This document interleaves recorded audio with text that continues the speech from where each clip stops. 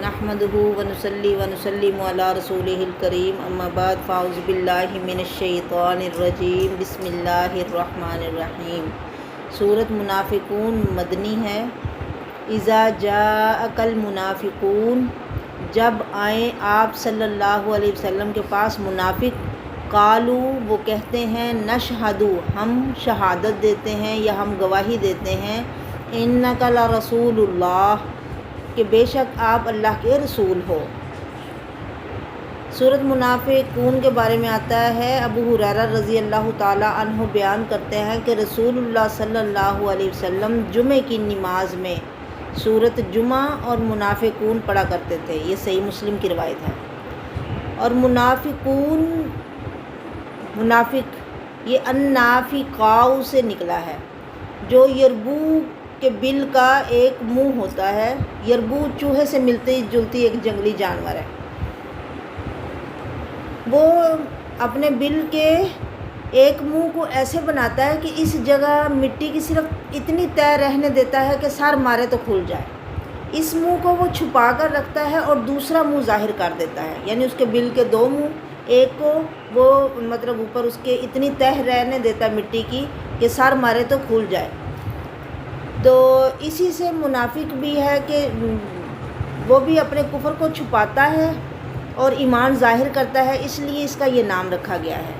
یہ خالص ایک اسلامی اصطلاح ہے۔ مراد اس سے عبداللہ بن ابی اور اس کے ساتھی ہیں۔ پہلے اس بارے میں ان کا بڑی تفصیل سے ذکر گزر چکا ہے کہ عبداللہ بن ابی ایک خوبصورت شکل و صورت والا، اچھے جسم والا اور اچھا بولنے والا انسان تھا، جو نبی علیہ الصلوۃ والسلام کے ساتھ دشمنی میں اتنا آگے نکل گیا کہ جب دشمن بن کے وہ دشمنی نہ کر سکا تو وہ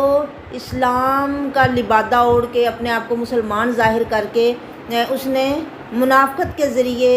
اندر کفر چھپا کے بظاہر اپنے آپ کو مسلمان ظاہر کر کے نبی صلی اللہ علیہ وسلم کے ساتھ ملا تاکہ آپ کو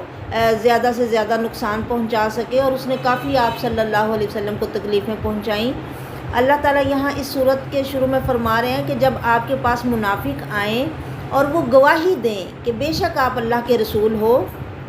واللہ یعلم انک لرسول، یعنی وہ شہادت بھی دے نا کہ آپ اللہ کے رسول ہو، تو ان کی شہادت کی کوئی ویلیو نہیں ہے،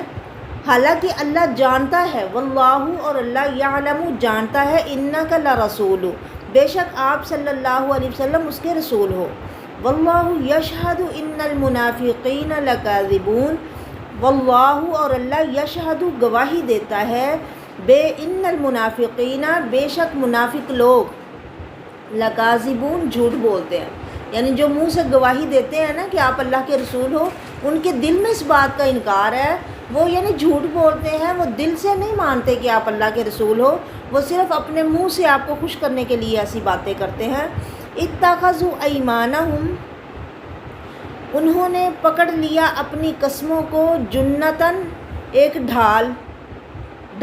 مطلب فوجیوں کے ہاتھ میں ہوتی ہے نا اپنے آپ کو بچانے کے لیے۔ تو اب مومنوں کو تو پتہ ہے کہ وہ ایمان والے ہیں، انہیں قسمیں کھا کھا کے لوگوں کو نہیں بتانا پڑتا کہ قسم سے ہم مومن ہیں،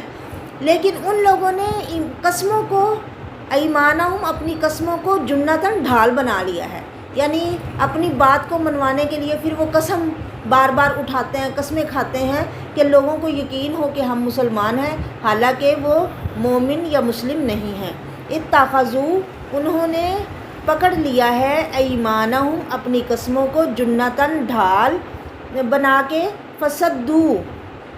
پس انہوں نے روک دیا، عن سبیل اللہ اللہ کی راہ سے، خود بھی نہیں دین کی طرف آتے اور دوسروں کو بھی روکنے کی کوشش کرتے ہیں۔ انہم ساء ما کانوا یعملون، بے شک یہ لوگ بہت برا ہے جو یہ کر رہے ہیں، ساء برا ہے، ما کانوا جو ہیں یہ، یعملون عمل کرتے، ذالک بانہم یہ اس وجہ سے کہ بے شک یہ لوگ آمنوا ایمان لائے، یعنی ان کی برائی کیا ہے کہ پہلے تو ایمان لے آئے، ثم کفروا پھر انہوں نے کفر کیا، فطبع پس مہر لگا دی گئی، علی قلوبہم ان کے دلوں پر، فہم لا یفقہون تو وہ نہیں سمجھتے۔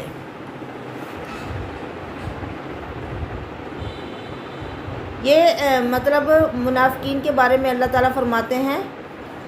ذالکہ کا مطلب یہ ہے کہ ان لوگوں کا مومن ہونے کی جھوٹی قسمیں کھانا اور اللہ کی راہ سے روکنا وغیرہ اس لیے ہے کہ وہ ایمان لائے پھر انہوں نے کفر کیا۔ ایمان لا کر کفر تین طرح سے ہے، ایک یہ کہ وہ ظاہر میں ایمان لائے اور مسلمان ہو گئے مگر دل میں کافر ہی رہے، ایک یہ کہ مسلمانوں کے پاس آئے تو ایمان کی شہادت دی، پھر کفار کے پاس گئے تو انہیں اپنے کفر کا یقین دلایا۔ منافقین کی اکثریت ایسی ہی تھی، یعنی مومنوں کے پاس آتے تو کہتے ہم مومن ہیں، جب کافروں کے پاس جاتے تو انہیں یقین دلاتے کہ نہیں ہم تو تمہارے ساتھ ہی ہیں، بس ان کے پاس تو ہم ایسے ہی ہنسی مذاق کے لیے گئے تھے۔ اور ایک یہ کہ ان میں سے بعض شروع میں تو صحیح ایمان لائے پھر دنیاوی اغراض کی وجہ سے کافر ہو گئے۔ معلوم ہوتا ہے کہ منافقین میں سے جو لوگ تائب ہوئے ان کا اسلام خالص ہوا وہ اس گروہ سے تھے۔ ذالک بأنہم آمنوا ثم کفروا فطبع علی قلوبہم فہم لا یفقہون، اللہ نے ان کے دلوں پہ مہر لگا دی۔ وَإِذَا رَأَيْتَهُمْ،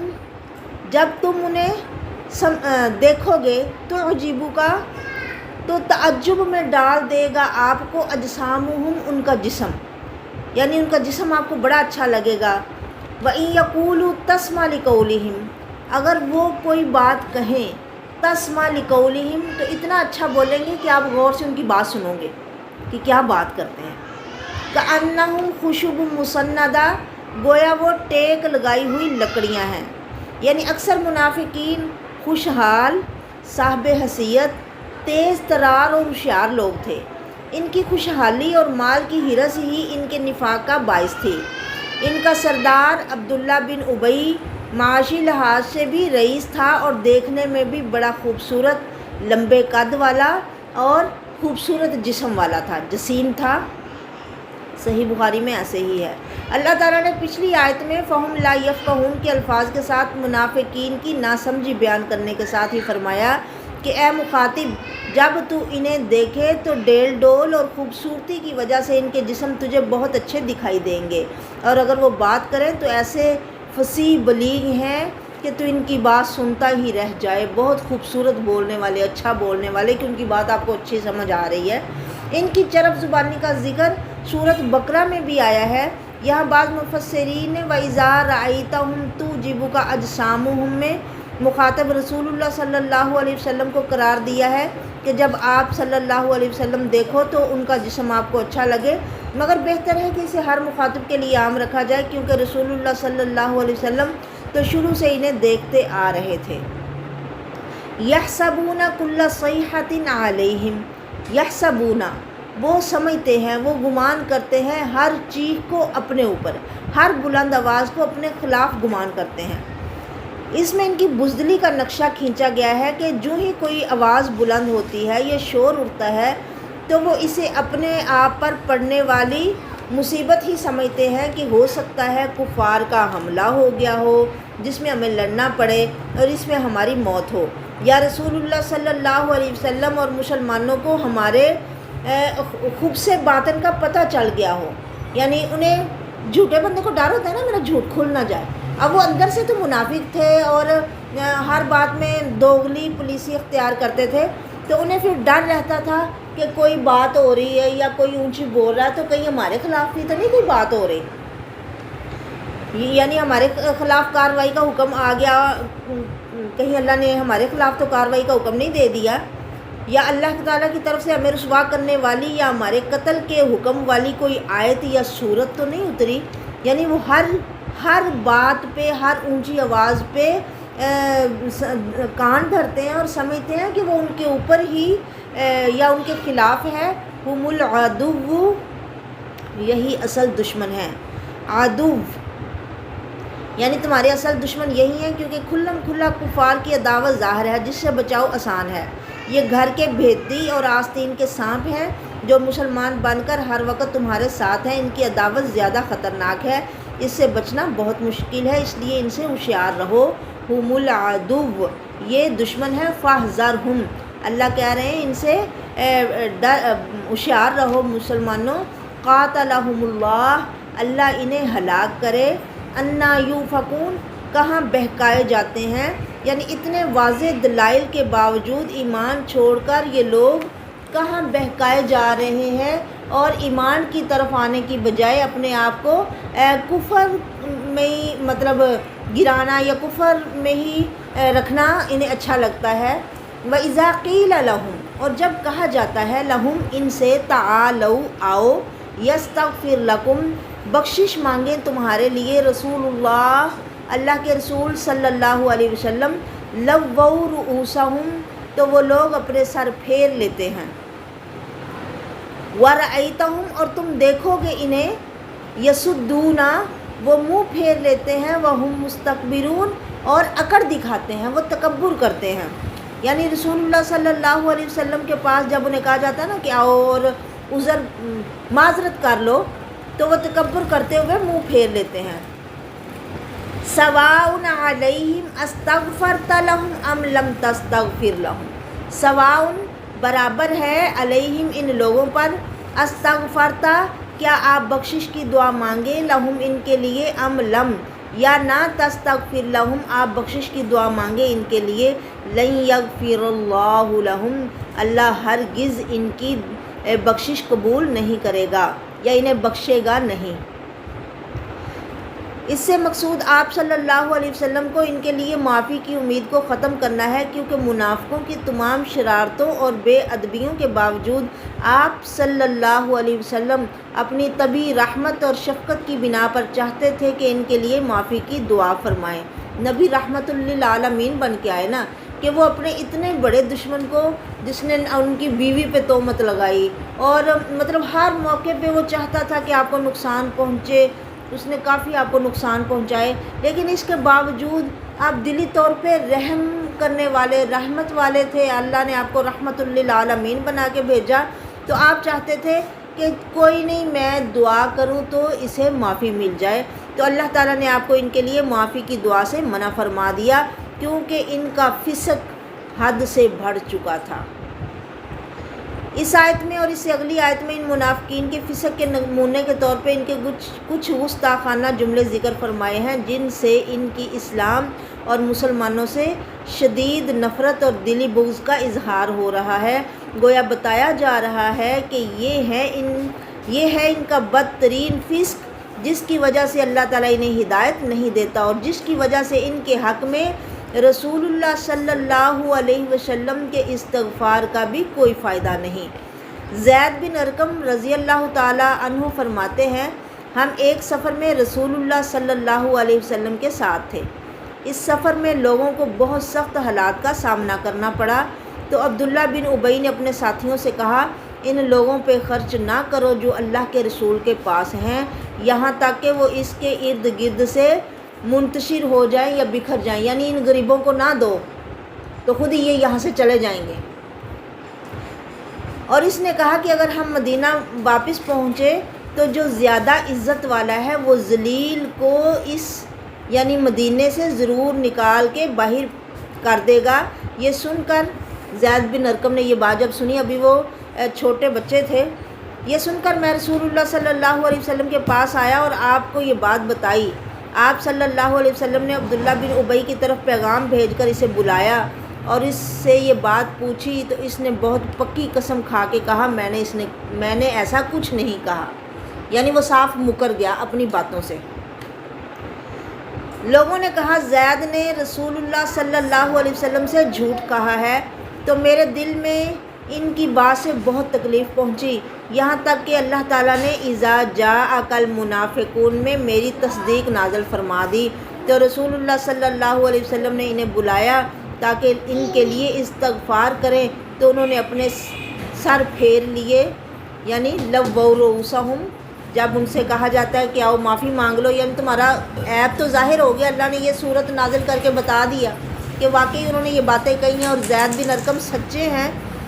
تو یہ لوگ مطلب تکبر میں نہیں آئے۔ سواء علیہم استغفرت لہم، 10ویں پارے میں بھی اللہ فرماتے ہیں نا، آپ ان کے لیے 70 دفعہ یا 70 سے بھی زیادہ دفعہ معافی مانگو تو میں انہیں معاف نہیں کروں گا۔ اور یہاں بھی یہی بات کہی گئی کہ برابر ہے ان پر آپ بخشش ان کے لیے مانگیں یا نہ مانگیں، اللہ انہیں معاف نہیں کرے گا، بے شک اللہ فاسق قوم کو ہدایت نہیں دیتا۔ ہم الذین، یہ وہ لوگ ہیں، یقولون، جو کہتے ہیں، لا تنفقوا علی من عند رسول اللہ، کہ تم نہ خرچ کرو ان پر جو رسول اللہ صلی اللہ علیہ وسلم کے پاس ہیں، حتیٰ ینفضوا، حتیٰ کہ وہ یہاں سے چلے جائیں۔ وہی بات جو زید بن ارقم نے سن کے نبی صلی اللہ علیہ وسلم کو بتائی، پر وہ چونکہ بڑا تھا، اچھا بولنے والا تھا، تو اس نے اپنی قسم وغیرہ کھا کے نبی صلی اللہ علیہ وسلم کو بتایا کہ میں بھائی صحیح ہوں، میں نے ایسی کوئی بات نہیں کی۔ تو اللہ تعالیٰ نے زید بن ارقم کا مطلب سچ ثابت کرنے کے لیے، ان کی دلجوئی کرنے کے لیے کہ زید سچے ہیں، یہ آیتیں نازل فرمائیں کہ انہوں نے ایسی بات کہی ہے کہ نہ تم خرچ کرو رسول اللہ کے پاس، جو یہ غریب غربا لوگ بیٹھے ہیں نا، ان پہ خرچ نہ کرو تو خود ہی یہاں سے چلے جائیں گے۔ وَلِلَّهِ خَزَائِنُ السَّمَاوَاتِ وَالْأَرْضِ، ان کو یہ نہیں پتہ کہ اگر ہم خرچ نہیں کریں گے تو اللہ کسی اور جگہ سے دے دے گا، کیا تمہارے مطلب سہارے لوگ بیٹھے ہیں؟ خزانے تو اللہ کے پاس ہیں، وہ جس کو چاہے جتنا چاہے جہاں سے چاہے دے سکتا ہے۔ وَلِلَّهِ، اور اللہ کے لیے ہے، خَزَائِنُ السَّمَاوَاتِ، آسمانوں کے خزانے، والارض، اور زمینوں کے، وَلَكِنَّ الْمُنَافِقِينَ لَا يَفْقَهُونَ، لیکن منافق یہ بات سمجھتے نہیں ہیں۔ یعنی منافقین نے خود تو کیا خرچ کرنا تھا، وہ تو پرلے درجے کے حریص اور بخیل تھے، وہ مخلص مسلمانوں کو بھی مہاجرین پر خرچ کرنے سے روک رہے تھے اور سمجھ رہے تھے کہ اگر وہ ان پر خرچ نہیں کریں گے تو وہ بھوک سے مر جائیں گے یا یہاں سے چلے جائیں گے۔ حالانکہ سارے خزانوں کا مالک تو اللہ تعالیٰ ہے، وہ جس طرح چاہے انہیں رزق دے سکتا ہے، مگر یہ منافقین کی بے سمجھی ہے کہ وہ مہاجرین کا رزق اپنے ہاتھ میں سمجھ رہے ہیں، اس لیے فرمایا لا یفقہون، کہ ایسا سمجھنے والا خود ہی بے سمجھ ہے۔ یقولون، وہ لوگ کہتے ہیں، لئن رجعنا، اگر ہم واپس لوٹے، الی المدینہ، مدینہ شہر کی طرف، اب جنگ میں تھے نا، تو جنگ کے دوران یہ باتیں ہوئیں، تو کہنے لگے اگر ہم مدینہ واپس گئے تو لَيُخْرِجَنَّ الْأَعَزُّ مِنْهَا الْأَذَلَّ، تو ضرور عزت والا شخص ذلیلوں کو وہاں سے نکال دے گا۔ وہ اپنے آپ کو عزت والے کہہ رہے تھے، اور نبی علیہ السلام کو اور ان کے ساتھیوں کو، کیونکہ وہ مکے سے ہجرت کر کے آئے تھے، اور انہیں کہہ رہے تھے کہ انہوں نے آ کے ہمارے مطلب وطن میں یا ہمارے دیس میں یا ہمارے شہر میں آ کے پڑاؤ کیا ہوا، انہیں نہ ان پہ خرچ کرو، نہ انہیں پیسہ دو، اور نہ ان کو یہاں پہ رہنے دو، بلکہ یہاں سے نکال دو۔ فرمایا وَلِلَّهِ الْعِزَّةُ وَلِرَسُولِهِ، عزت ساری کی ساری تو اللہ کے لیے ہے اور اس کے رسول صلی اللہ علیہ وسلم کے لیے ہے، وَلِلْمُؤْمِنِينَ، اور مومنوں کے لیے ہے، وَلَكِنَّ الْمُنَافِقِينَ لَا يَعْلَمُونَ، لیکن منافق لوگ علم نہیں رکھتے، وہ نہیں جانتے۔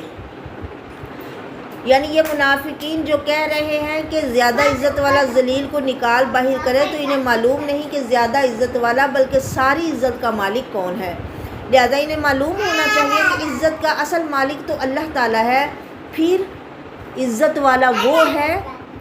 جسے اللہ عزت عطا فرمائے۔ اس نے عزت اپنے رسول صلی اللہ علیہ وسلم اور مومن بندوں کے لیے مقرر فرمائی ہے، لہذا یہ سوچ لو کہ اگر عزت والے نے ذلیل کو مدینے سے نکالنے کا ارادہ کر لیا تو اس فیصلے کی زد میں انہی منافقین کو آنا پڑے گا، مگر ان جاہلوں کو اس بات کا علم نہیں۔ وَلَكِنَّ الْمُنَافِقِينَ، کیونکہ ذلیل تو یہ لوگ ہیں جو جھوٹ بول رہے ہیں اور مطلب ایک کام ان کا کرنے کو دل نہیں کرتا، لیکن خواہ مخواہ مسلمانوں کو خوش کرنے کے لیے یا اپنی تھوڑی عزت بنانے کے لیے یا ان سے کچھ لینے کے لیے، حاصل کرنے کے لیے اپنے آپ کو مسلمان شو کر رہے ہیں۔ فرمایا تو پھر ایسا ہی ہوگا کہ اللہ عزت والوں کو وہاں رکھے گا اور سارے ذلیل یعنی یہ منافق خود ہی یہاں سے نکل جائیں گے۔ یا ایھا الذین، اے لوگو، آمنو، جو ایمان لائے ہو، جنہوں نے کلمہ لا الہ الا اللہ محمد الرسول اللہ پڑھ لیا ہے، جو سچے دل سے مومن ہو، لا تلہکم اموالکم، نہ غافل کریں تمہیں تمہارے مال، ولا اولادکم، اور نہ تمہاری اولادیں، ان ذکر اللہ کی یاد سے۔ منافقین کے برے عمل کا حال بیان کرنے کے بعد تمام ایمان لانے والوں کو، خواہ وہ مخلص ہیں یا منافق، ان دو چیزوں سے ہوشیار رہنے کی نصیحت فرمائی ہے جو انسان کے لیے فتنہ ہے اور نفاق کا باعث بنتی ہے، جیسا کہ سورۃ تغابن میں بھی فرمایا، انما اموالکم و اولادکم فتنہ، تمہارا مال اور تمہاری اولاد لوگوں فتنہ یعنی آزمائش ہے۔ اور فرمایا دیکھنا تمہارے مال اور تمہاری اولاد تمہیں اللہ کی یاد سے غافل نہ کر دیں، یعنی ان کی وجہ سے نماز چھوڑ دو، یا اللہ کی راہ میں خرچ کرنا، یا جہاد کے لیے نکلنا چھوڑ دو، یا ان کی وجہ سے جھوٹ اور خیانت کا ارتکاب کرنے لگو۔ اس سے معلوم ہوا کہ اگر آدمی کو اس کے مال اور اولاد اللہ کے ذکر سے غافل نہ کریں تو یہ قابل مذمت نہیں۔ یہ آزمائش ہے نا، اگر اچھے ہوں تو انسان کے لیے سب اچھا ہے، اگر بگڑ جائیں تو سارے معاملات بگڑے ہوئے ہیں اور قابل مذمت ہیں۔ یہ بھی معلوم ہوا کہ اموال اور اولاد کے علاوہ کوئی اور چیز اللہ کے ذکر سے غافل کرتی ہے تو وہ بھی مذموم ہے، مثلا کھیل تماشے، دوستوں کی مجلس اور نام و نمود کی خواہش وغیرہ، یا جیسے اب ہم موبائل پہ بیٹھ جائیں یا ٹی وی پہ بیٹھ جائیں تو کتنا ٹائم ہمارا مطلب صرف اسی کو ہم ایسے ہی دیکھتے رہتے ہیں اور ارد گرد ہر شے سے بے خبر اور غافل ہو جاتے ہیں، حالانکہ ہمارا ایک ایک لمحہ یہ گھڑی کی ٹک ٹک ٹک ہمیں کم ہی کر رہی ہے نا، ہمارا وقت ختم ہو رہا ہے کمائی کا، جو ہم کمانے کے لیے آئے ہیں اپنے لیے، مطلب کمائی کریں، دنیا میں ہمیں اللہ نے اسی لیے بھیجا ہے کہ ہم نیک عمل کریں، تو ہم ان چیزوں میں ایسے لگ جاتے ہیں کہ پھر ہمیں اپنی اصل مقصد کو ہم بھول جاتے ہیں، بالکل اس شخص کی طرح جس کے پیچھے شیر لگا ہو اور وہ شیر سے ڈر کے درخت پہ چڑھ گیا، اوپر شہد کے چھتے میں وہ شہد کھانے میں لگ جائے، وہ یہ بھول ہی جائے کہ میرے پیچھے شیر لگا ہوا ہے، مجھے اس سے بچنا ہے، مجھے اپنا دفاع کرنا ہے، اپنی حفاظت کرنی ہے۔ ہم تو بس دنیا کی میٹھی لذتوں میں ایسے ہی لگ گئے ہیں، حالانکہ شیر کی طرح موت ہمارے پیچھے ہے ہر وقت ہر آن، اور اس کا کیا وقت ہے یہ اللہ ہی جانتا ہے۔ یہ دن رات کا آنا جانا یہ ہمارے وقت کو کم کر رہے ہیں، اور اس درخت کہتے ہیں وہ ایسے درخت پہ شہد کا چھتا ہے جس درخت کو سفید اور کالی چونٹیاں نیچے سے کھا رہی ہیں اور ختم کر رہی ہیں اس کی جڑ کو، بالکل دن رات کی طرح، کہ یہ ہماری زندگی کے درخت کو ختم کر رہا ہے نا۔ ایک دن جو چلا گیا وہ دوبارہ نہیں آنا، جو ایک رات چلی گئی وہ دوبارہ زندگی میں نہیں آنی۔ تو فرمایا لوگوں تمہیں تمہارے مال اور تمہاری اولاد اللہ کے ذکر سے غافل نہ کرے، تجھے تیری زندگی کے مقصد سے غافل نہ کرے، تو جو چیز غافل کرے اس سے ہوشیار رہو اور بچنے کی کوشش کرو۔ فرمایا ہر امت کے لیے کوئی نہ کوئی فتنہ ہے اور میری امت کا فتنہ مال ہے۔ آپ صلی اللہ علیہ وسلم نے فرمایا بے شک اولاد بخیل بننے اور بزدل بننے کا باعث ہے۔ ذکر اللہ سے مراد صرف نماز، روزہ اور زبانی ذکر مراد نہیں، بلکہ ہر کام کے وقت اپنے رب کو یاد رکھنا مراد ہے۔ ذکر اللہ کا ذکر صرف یہی نہیں کہ تسبیح پڑھتے رہو یا نماز پڑھ لو، یا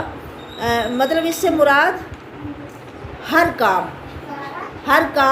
ہر موقع پہ کہ اب میں نے یہ کام کیسے کرنا، میرے اللہ کا اس کے بارے میں کیا حکم ہے، تو اسے اس کی فرما برداری میں کرنا، یعنی اگر مالک کی اجازت ہے تو وہ کام کرے، اگر نہیں تو نہ کرے، اپنے آپ کو روک لے۔ یہی اللہ کا ذکر ہے، یعنی ایسے زندگی گزارے، اس طرح ہر وہ کام کرنے کی پوری کوشش کرے جس کا اس نے حکم دیا ہے اور اس سے رک جائے جس سے اس نے منع کیا ہے۔ وَمَن يَفْعَلْ ذَلِكَ، اور جو کوئی کرے گا یہ کیا، یعنی غافل ہو جائے گا، اللہ کو یاد نہیں رکھے گا، اللہ اسے کسی خوشی کے موقع پہ یاد نہیں، کسی غمی کے موقع پہ یاد نہیں۔ ہماری خوشیاں بھی اپنے طریقے سے ہی ہیں، ہم اپنے طریقے سے سارے کام کرتے ہیں نا، ہمیں یہی اچھا لگتا ہے کہ ہم وہ کریں جو ہم چاہتے ہیں، یا جو ہمارے معاشرے میں چل رہا ہے ہم ویسے کریں، ہماری غمیاں بھی اپنے طریقے کی، لیکن اللہ چاہتے ہیں کہ ہم وہ کریں اطیع اللہ و اطیع الرسول۔ لوگوں اللہ نے نمونہ بنا کے بھیج دیا اپنے آخری رسول محمد صلی اللہ علیہ وسلم کو، ان کے مطابق اپنی زندگی گزارو۔ اللہ ایسا کرنے کی توفیق دے، لیکن جو نہیں کرے گا وَمَن يَفْعَلْ ذَلِكَ، جو غافل ہو جائے گا، جس کا مال اور اولاد یعنی مال اور اولاد کی ہرس ہوس میں وہ اتنا آگے نکل گیا کہ اس کو اللہ یاد ہی نہیں ہے، تو فرمایا فَأُولَٰئِکَ هُمُ الْخَاسِرُونَ، یہ لوگ خسارہ پانے والے ہیں۔ یعنی اصل خسارے والے صرف وہ لوگ ہیں جنہیں ان کے مال اور اولاد اللہ کی یاد سے غافل کر دیں۔ اگر اللہ کی یاد پر قائم رہنے کی وجہ سے مال اور اولاد کا نقصان ہو جائے تو اللہ تعالیٰ نے اسے خسارہ تسلیم ہی نہیں کیا۔ ہم تو روتے ہیں نا، مال میں خسارہ پڑ گیا تو یہ کیوں ہو گیا، ہم تم سمجھو بڑے خسارے میں، بڑے گھاٹے میں ہیں۔ اولاد میں کوئی کچھ مسئلہ ہوا تو تب ہمیں پریشانی ہوتی ہے، لیکن اللہ نے اسے خسارہ نہیں کہا، بلکہ اللہ کی یاد سے غافل ہونا اور اللہ سے دور جانا اصل گھاٹا اور خسارہ ہے، کیونکہ اموال اور اولاد تو لوگوں فانی ہیں، یہ فنا ہو جانے والے ہیں، اور اللہ کی یاد باقی ہے۔ جو باقی کو چھوڑ کر فانی میں مشغول ہو جائے تو اصل خسارے میں پڑنے والا وہ ہے۔ اللہ بچائے خسارے سے۔ وَأَنفِقُوا مِمَّا رَزَقْنَاكُم مِّن قَبْلِ أَن يَأْتِيَ أَحَدَكُمُ الْمَوْتُ۔ وَأَنفِقُوا، لوگوں خرچ کرو، مِمَّا رَزَقْنَاكُم، اس سے جو ہم نے تمہیں دیا۔ پیچھے منافقین نے کہا تھا نا خرچ نہ کرو غریبوں پہ، تو اللہ کہہ رہے ہیں خرچ کرو جو بھی تمہیں ہم نے دیا ہے۔ اس سے پہلے ان یاتیا، یہ کہ آئے، احدکم الموت، تم میں سے کسی ایک کو موت، فیقولا، پھر وہ کہے، رب لولا اخرتنی الی اجل قریب، پھر وہ تمنا کرے، پھر وہ ہائے وائے کرے، پھر وہ حسرت کرے، ہائے کاش، لولا اخرتنی، کیوں نہیں مجھے ڈھیل دیتا میرا اللہ، الی اجل قریب، تھوڑی سی، فاصدق، کہ میں صدقہ کروں، واکن من الصالحین، اور میں نیکوں میں سے ہو جاؤں۔ پر اس وقت کی حسرت حسرت ہی رہ جائے گی، تمنا تمنا ہی رہ جائے گی، کیونکہ اب تو تم وہ چھوڑ کے جا رہے ہو، پچھلے اس کو بانٹ بونٹ لیں گے، ہاں، تو اب وہ تمہارے ہاتھ سے ویسے ہی نکل رہا ہے، اب تم کیا صدقہ کرو گے؟ صدقہ، فرمایا بہترین صدقہ وہ ہے کہ تمہیں اس مال میں کی محبت بھی ہو، اس کی ضرورت بھی ہو، اپنی ضرورت اور محبت کے باوجود تم دوسرے کو دو۔ یہ نہیں کہ بہت زیادہ ہے تو چلو اب اتنا دے کہ اسے کوئی بھی فرق نہ پڑے، ٹھیک ہے وہ بھی اچھی بات ہے اگر کوئی دے تو، لیکن زیادہ ثواب پھر اسی پہ ہے کہ جس میں تم زیادہ جو کام مشقت سے کرو گے یا جس کی تمہیں زیادہ ضرورت ہے، محبت ہے، پھر بھی تم اپنے اوپر دوسرے کو ترجیح دے رہے ہو۔ کیسے؟ جیسے وہ واقعہ نہیں بیان کیا جاتا سورۃ حشر میں غالباً، کہ ایک صحابی ایک مہمان کو گھر لے کے گئے، نبی علیہ السلام نے سب سے پوچھا کہ کوئی اس مہمان کی مہمان نوازی کرے۔ اب سب کے حالات اتنے تنگ ہیں، سب اتنے غریب، یا اتنا مطلب کہ ایک بندے کو کھانا کھلانے کا کسی کے گھر میں نہیں ہے۔ اللہ معاف فرمائے، اللہ معاف فرمائے۔ تو نبی علیہ السلام نے فرمایا نا، میری امت کا وہ بندہ باش ہے جس کے گھر میں ایک وقت کا کھانا موجود ہے۔ ہمارے گھروں میں تو سب کچھ ہے، تو مہینے مہینے کا راشن موجود ہوتا ہے، پھر بھی ہمیں ہوتا ہے کہ ہمیں کیا دیا ہے، ہمارے پاس کیا ہے، ہم تو بڑے سمجھو غریب ہیں، ہمارے اوپر تو بڑا ظلم ہو رہا ہے، یا ہم تو بہت مظلوم ہیں۔ اب ان کی ایسی حالت ہے، اور وہ کتنے اللہ کے جان نثار اور نبی علیہ السلام پہ اپنی جانیں قربان کرنے والے، کیا فدائی، کیا نبی کے شدائی، اور ان کی حالت آپ مالی طور پہ دیکھ لو۔ خود نبی علیہ السلام کے گھر کا حال آپ کو پتہ ہے کہ کئی دن چولہا نہیں جلتا تھا۔ گھر آتے پوچھتے کہ کچھ پکا ہے، کچھ ہے کھانے کو، تو بیویاں کہہ دیتی کہ نہیں ہے، تو کہہ لیتے کہ چلو ٹھیک ہے پھر آج ہم روزے سے ہیں، روزہ رکھ لیتے۔ ایک بندہ انہوں نے کہا کہ میں انہیں لے کے جاؤں گا، ابو طلحہ انصاری غالباً، تو وہ لے کے گئے گھر میں، تو بیوی سے جا کے، اب مہمان تو لے گئے، پھر بیوی سے پوچھتے ہیں گھر میں آیا کچھ کھانے کو، وہ کہنے لگی صرف ایک بندے کا ہی کھانا ہے، تو یا مطلب مہمان کو کھلا دیں یا سارے خود بانٹ کے تھوڑا تھوڑا کھا لیں؟ تو انہوں نے کہا کوئی بات نہیں، تم بچوں کو بہلا پھسلا کے سلا دو، بچے سو جائیں، تو جب میں اس کے ساتھ بیٹھوں کھانا کھانے کے لیے دیا بجھا دینا۔ تو اس بیوی نے ایسے ہی کیا۔ اب وہ مہمان کے ساتھ ایسے آتے، ہم تھوڑا کھا لیں نا، تو دوسرے کھا رہے ہیں تو ایسے توڑ کے پیچھے ہو کے بیٹھ جاتے ہیں کہ بس میں تو رج گیا، اب مجھے نہیں ضرورت۔ تو فرمایا لحاظ اور مروت کہ دوسروں کے ساتھ تھوڑا تھوڑا کھاتے رہو، تاکہ اگلے کو یہ نہ لگے کہ میں زیادہ کھا رہا ہوں یا میری بھوک زیادہ ہے، یعنی اس کا لحاظ کرتے ہوئے۔ اب انہوں نے ہاتھ ہلا رہے ہیں بیچ میں، جیسے لے رہے ہیں، کھا رہے ہیں، منہ بھی ہلا رہے ہیں، لیکن کھا کچھ نہیں رہے کہ میرا مہمان سارا کھا جائے، یعنی اتنی یہ اثار، یہ قربانی۔ تو لوگوں ایسے خرچ کرو اس سے پہلے کہ موت آ جائے، پھر تم کہو کہ اے میرے رب مجھے تھوڑا سا ٹائم دے دے، میں صدقہ کروں اور میں نیک ہو جاؤں، پھر ٹائم نہیں ملنا، اب وقت ہے، اس کی قدر کر لو۔ فرمایا 5 چیزوں کی 5 چیزوں سے پہلے قدر کرو۔ لوگوں زندگی کی قدر کر لو مرنے سے پہلے، کیونکہ زندگی میں ہی تم عمل کر سکتے ہو، مرنے کے بعد عمل کا وقت ختم ہو جائے گا، پھر تو اس کا بدلہ ہی ملنا ہے، یا جزا ملے یا سزا ملے۔ اللہ ہمیں معاف فرمائے۔ فرمایا لوگوں اگر اللہ نے کچھ دیا ہے تو اس دیے کی قدر کرو، اور اس میں اس کے ساتھ اپنی آخرت بناؤ، اپنی دنیا اچھی بناؤ، اپنی آخرت بنا لو کہ بعد میں تمہیں حسرت نہ رہے کہ او کاش اب میرے پاس پیسہ ہوتا تو میں یہ کرتا،